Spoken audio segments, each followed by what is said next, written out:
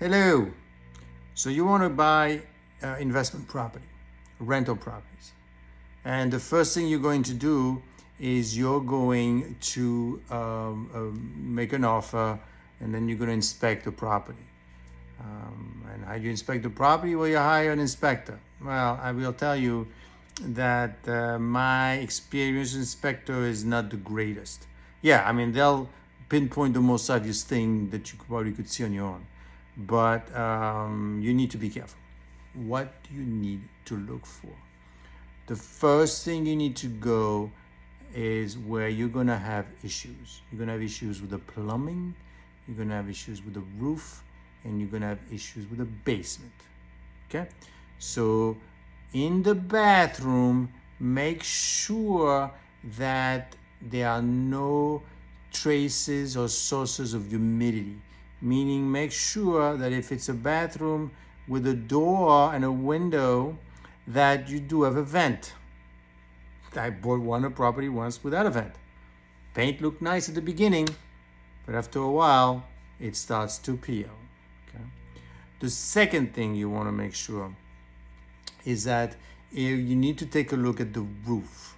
The roof is going to be very expensive. A small house roof nowadays, $15,000 to replace it, up to $5,000 a few years ago. So I'm not saying go on the roof. What I'm saying is you want to make sure that there are no traces of humidity at the highest level floor, and you look on the ceiling to make sure that there's none. Now be careful, sometimes they paint over, okay? So look for smell of paint. But look very carefully, because there's been a leak somewhere, it's coming from the roof, and that's a problem, right? Also, obviously, take a look at, if you're able to, from outside the house, look at the roof to see if all the slates are there and everything is in good condition. The basement, take a look at the basement. It's important because in the basement, what you're going to have is you may have sewer backup. Once I bought a house, and every 4 months or 3 months or so, the sewer would back up. Why? Because the house was leaning on the pipes that goes into the sewer outside. I mean, the basement, right? So it was leaning on it. So instead of being like that, it was getting like that, and the sewer would back up back inside the basement. Not a pretty sight. The next thing you need to do, go into the kitchen, right? Look for any kind of holes anywhere around the kitchen where you could have rats coming in or roaches or things like that. Look underneath the water.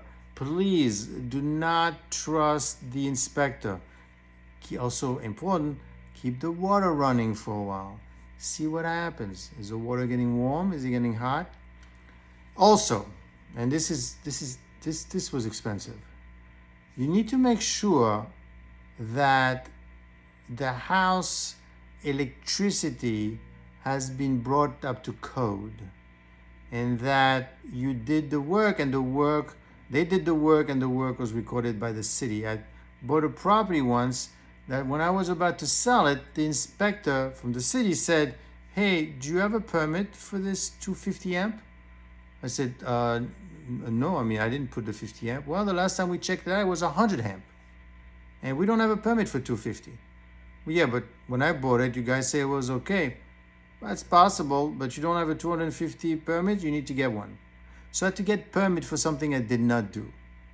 Please, learn from my mistake. Check everything twice, especially when it comes to rental property.